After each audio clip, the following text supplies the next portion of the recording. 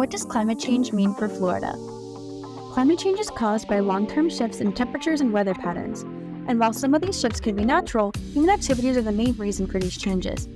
Climate change is impacting the entire world, and Florida is no exception. One significant change in Florida's environment from global warming is increases in ocean acidification. Ocean acidity has increased by about 25% over the past 300 years, and is expected to increase another 40 to 50% by 2100. Increases in ocean acidity can harm marine organisms such as turtles, fish, and other species. When ocean temperatures increase, the algae living inside of and providing food for corals will eventually die and the corals will turn white. This is called coral bleaching.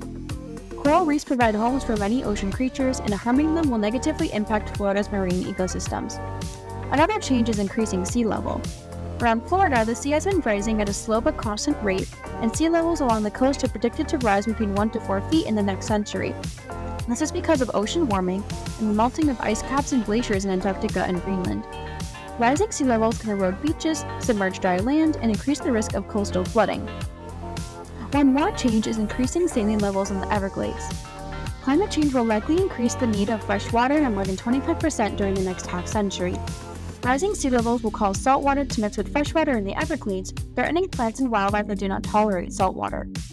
Increased salt water can also threaten the Biscayne Aquifer, which is supplied by fresh water in the Everglades and provides fresh drinking water for South Florida. This information might sound scary and confusing, but there are things we can do to help. To limit climate change, we need to reduce greenhouse gas emissions by using climate-friendly sources of energy such as solar power.